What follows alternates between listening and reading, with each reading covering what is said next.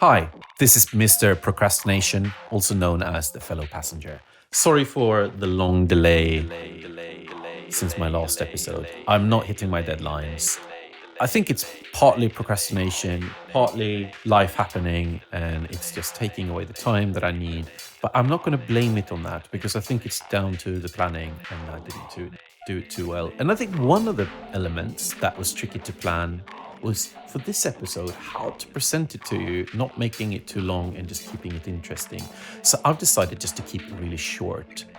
So if you are new to my channel or if you're new to this little mini series I'm doing, I'm just going to bring you up to speed. I'm making an IDM glitch album, attempting to finish it from start to finish in 6 weeks.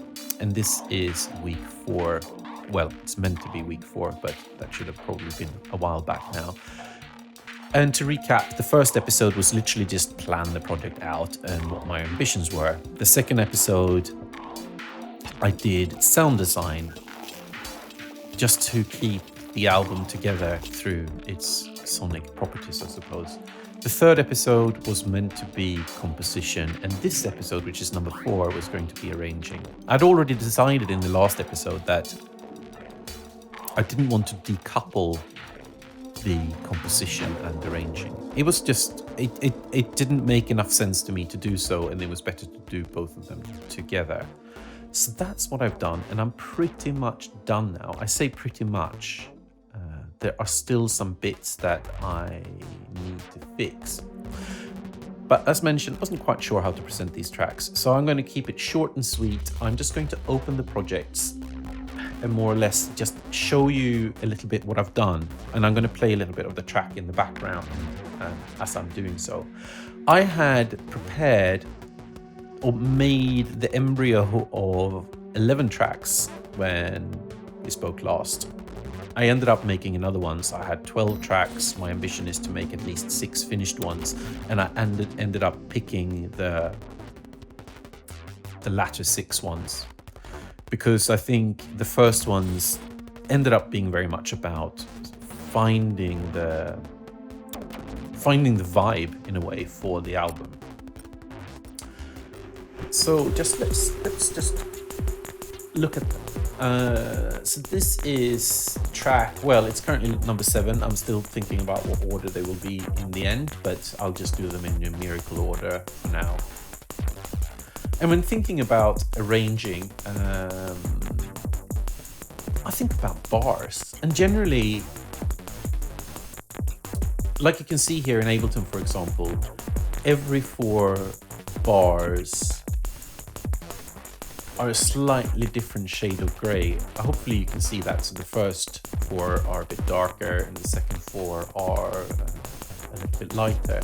And those 4 bar marks, I think, tend to be good points to either introduce something new or remove something or completely move into a different section of the track. So I should stop saying so. I'll try. But sometimes there are longer passages, like here we got 8 bars before there is a change introduced. And I think I get away with that because all the tracks, or most of them, have really complex modulation and effects chains that allows for enough change to keep the listener interested rather than it feeling like a very static loop.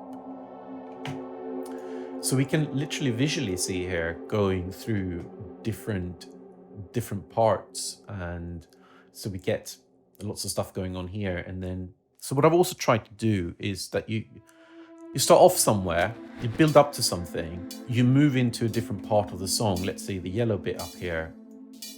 And then as we come back, I will start to introduce back some of the themes that we had in the beginning again to sort of bring the track back. And down here where we see all these little clips, the intention with those is to emphasize transitioning into different sections generally, or like out of sections. So when something new is introduced, or to create a little bit of continuity here where I've got some repeating sounds happening here. And it often consists of just taking little one-shot samples that I have made, sometimes reversing them to suck the listener into the next section, or to shoot them out of one section of a song into the next. There's lots of ways you can create transitions, and you don't necessarily only need to do one. So that's one of them. You will get a little glimpse while I am stepping through these different tracks. I am also, oh, there we are, it's the wrong folder there. Let's do number 8. So you get a little bit of a glimpse of what the music sounds like now. To listen to the entire bits, the entire tracks for now is just going, I think, to be too long. I think it's going to be more interesting once they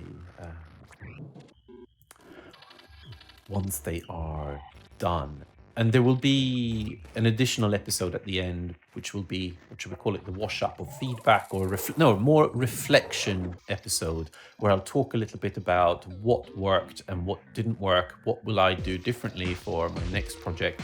But also during that, I think we will just do a listening session. For the people who like the stuff that I do and who sign up to my mid-tier or top tier on my Patreon, will be able to download the album before anyone else does. So that's maybe a little incentive for you to support me in my musical journey. Same thing here, really. I've stuck to, here it's even like 16 bars. However, the BPM is quite high, which I also think helps when it comes to how much you can sustain a listener's attention. Another thing that I've been thinking about is that, well, recently I have really dragged up the tempo. It's quite often around 180 BPM, pretty much like this track. That doesn't necessarily mean that it's insanely fast. It just creates more granularity in terms of adding little sounds in between that can appear quite fast, but it doesn't necessarily mean that the track feels crazy fast. Well, some sections might do. Yes, sure. And you might ask, why do you crank the BPM up rather than just using, rather than 16th notes, you just divide it by 32 or something and use granularity in that way? And yeah, I think that's a fair question. And it's probably something I could do. I just haven't done it. So I don't have any other reason for doing so. So as we can see here, I'm doing a sort of often a 16 bar changeover where I either add or remove something. And that just creates a little bit of continuity. I think for some of this type of music, it's difficult for the brain to perceive. Well, I don't count the bars in my head when I'm listening. I think it's just a subconscious thing. Rather than putting the changes at absolutely random places, sometimes it just makes sense to do that and it's fine. But I think subconsciously, the brain latches on to natural points of change. And again, here we have a little bit of stuff happening in the beginning, moving into something different in the middle, and then slowly bringing back some of the elements that were in the beginning. So let's move on to the next track, number 9. You'll probably see something similar there.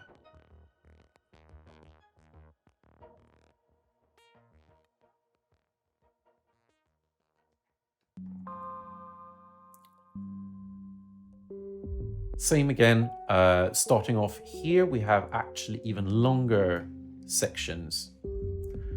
Here we have 32 bars before the first transition. And then we go down to a sort of 16 bar, which is still very long, but this is really slow BPM actually. So maybe I wasn't right in my last statement, but I think it is all the variation in modulation, etc., that creates,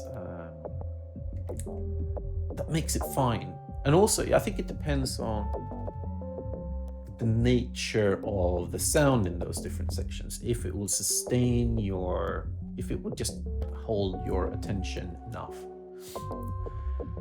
And here also got not very many in this track. I can only see one where I have added the transition here. I've drawn some modulation probably to create modulation over time, like we see here, for example. It's the reverb, it's probably more things, track volume, where you have different sections like slowly creeping in or disappearing and being modulated over time.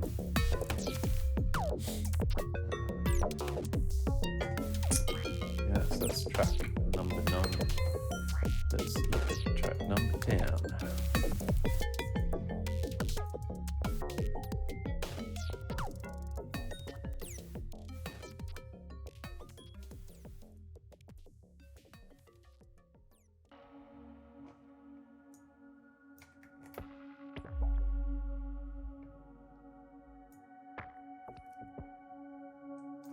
Here we have some more frequent transitions in the beginning. I don't know why that's making sound tunnel for a moment.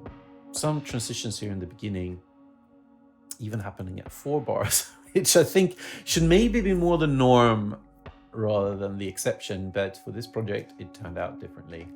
And I'm doing a similar thing here. I'll take the listener on a journey up to a center point where there is something happening, and then traveling back to sort of the beginning again.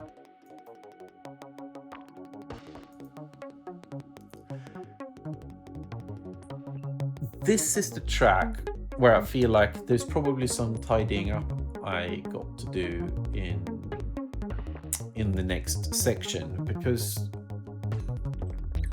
there is an insane bass line happening here.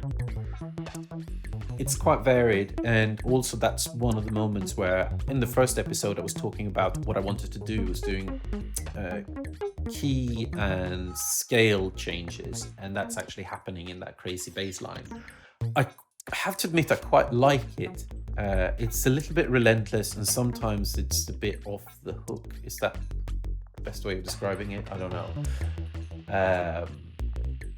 But I feel like there's some of the transitions and things that maybe don't quite work here, so I'm going to tackle that in the next stage if it still doesn't feel right to me when I start mixing this. I may need to do some alterations. Although I think the bass line is interesting, and then goes into nice ambient washes. While I am loading the next project, I also want to mention that I have started another little side project called Home at Last. It's much more of an ambient project, and what instigated is that I'm playing live at my local bookshop, which is brand new here. I'm not sure that our town is ready for such a thing, but well, we just got to find out. So I've set that up because I didn't feel like that type of music sat well under the fellow passengers. So if you're interested to hear some of the stuff that I'm doing, I'll put a link in the description to, it's only an Instagram at the moment, not that many posts. So yeah, on the note of ambience and ambient stuff, quite experimental, I think, but I will be doing very soon.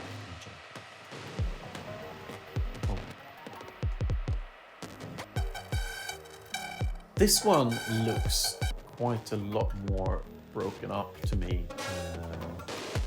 but still we have a central section where there's a lot of stuff that is going on that doesn't happen at the beginning and at the end, and then bringing it back again. it seems to be like looking at this, it's good for me as well, just to sort of compare the structure of the tracks a bit to see what I've done. And also I think I've done things here where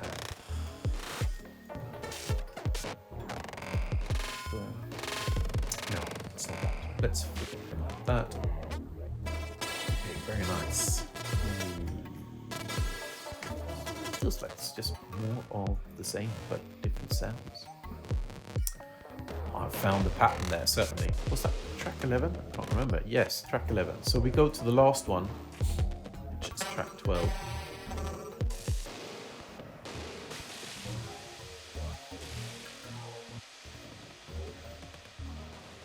Ta-da.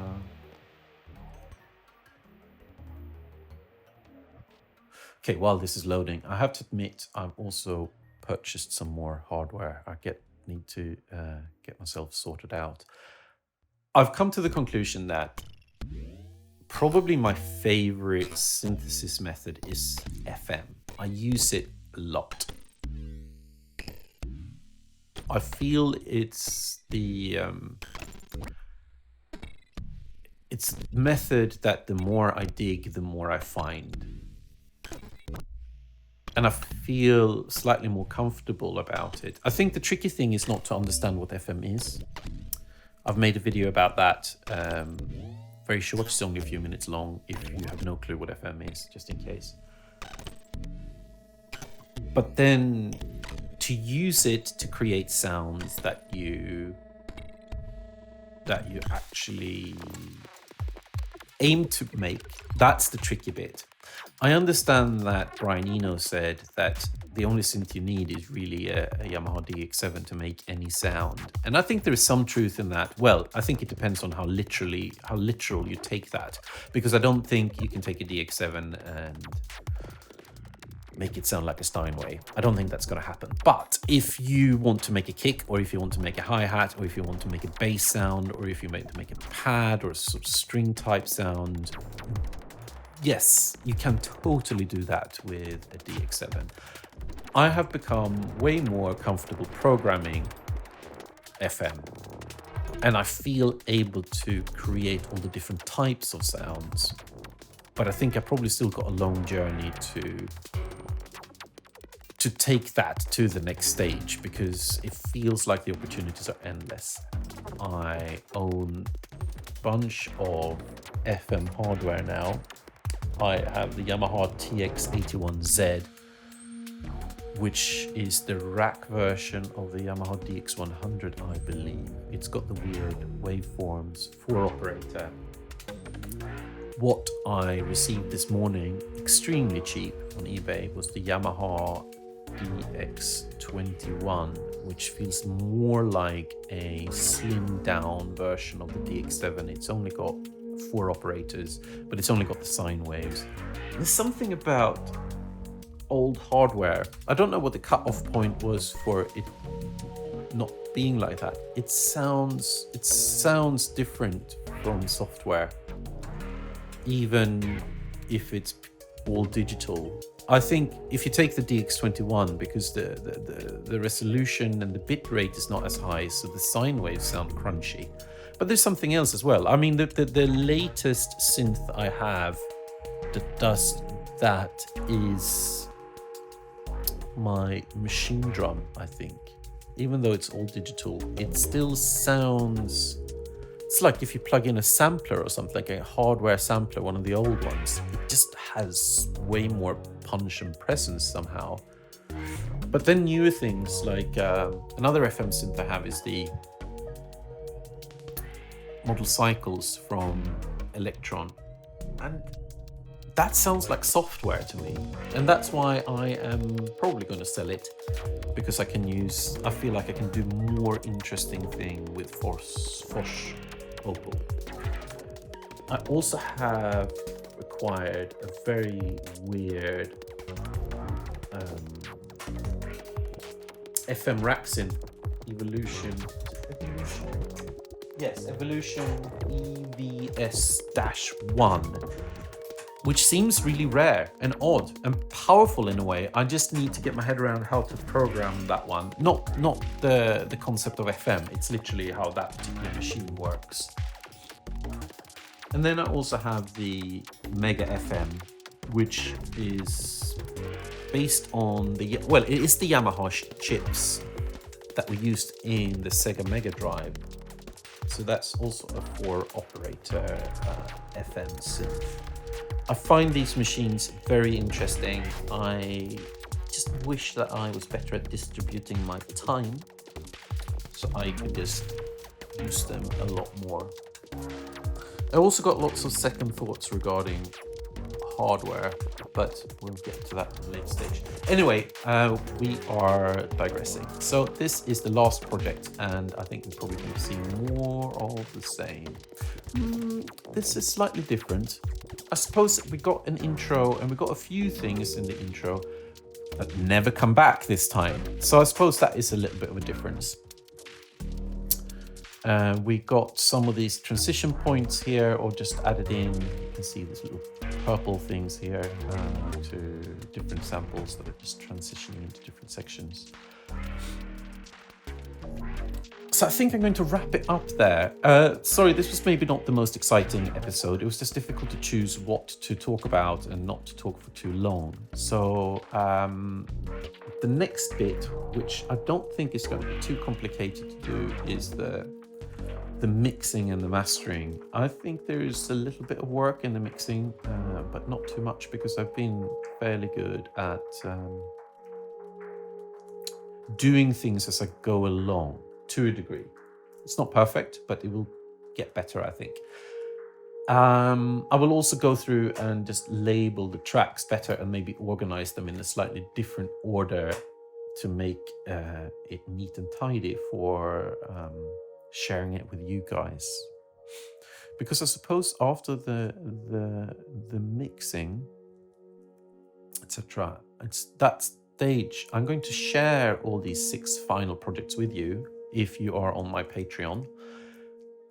Just keep in mind that I'm using lots of third-party plugins, so you may not be able to run them exactly the same as mine. Able to will just tell you which track, well, what